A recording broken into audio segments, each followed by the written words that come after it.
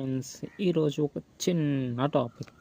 ఇది చిన్న టాపిక్ కాదు, దీని గురించి చెప్పాలంటే చాలా ఉంది.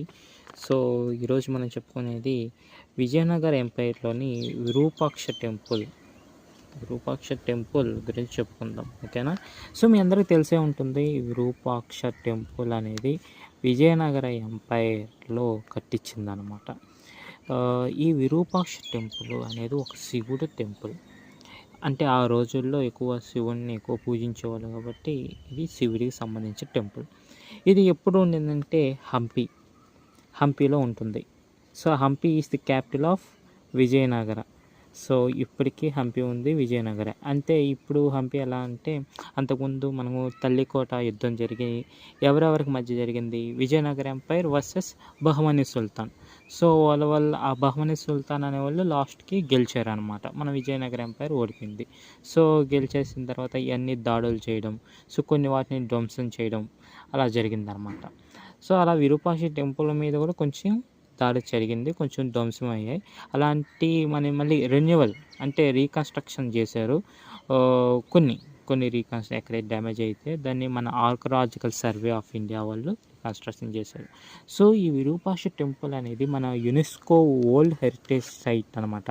యునెస్కో వరల్డ్ హెరిటేజ్ సైట్ అంటే ప్రపంచ వారసత్వ సంపద.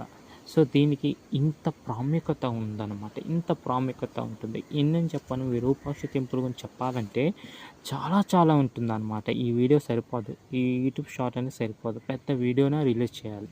అయితే ఈ ఉన్న సమయంలో మనం ఎంతవరకు చెప్పకపోవచ్చు అంటే, ఈ మధ్య ఆల్మోస్ట్ మన ఉండే సౌత్ ఇండియన్స్ మొత్తం, అంటే సౌత్ ఇండియాలో ఉండే, అంటే ఆల్మోస్ట్ నార్త్ ఇండియా లేదు, సౌత్ ఇండియా లేదు, అందరు ఇండియన్సే. బట్ ఎక్కువ ఈ టెంపుల్స్ ఎక్కువ సౌత్ ఇండియాలో కనపడుతుంటాయి. సో ఈ విరూపాక్ష మోడల్ అనే టైప్లో.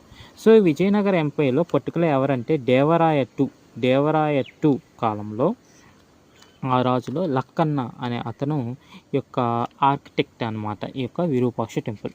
అయితే ఈ విరూపాక్ష టెంపుల్ అనేది ఎక్కడంటే తుంగభద్ర నది ఉంటుంది కదా, సో తుంగభద్ర నది పక్కన ఉంటుంది విరూపాక్ష టెంపుల్. అలాగే దీని యొక్క ఎలా చెప్పాలి, మన యొక్క దక్షిణాది భారతదేశంలో ఈ విరూపాక్ష టెంపుల్ అనేది చాలా ఫేమస్ అనమాట. సో ఈ కన్స్ట్రక్షన్ ఎలా ఉంటుందంటే, గోపురం అనేది మెయిన్. తర్వాత ఈ యొక్క శిల్ప అంటే స్తంభాలు అనమాట. స్తంభాలు ఉంటాయి, పిల్లర్స్. సో ఆ స్తంభాలు మీద డిఫరెంట్ డిజైన్స్, అంటే హార్స్, లైన్స్ అవన్నీ ఉంటాయి కదా దాని మీద.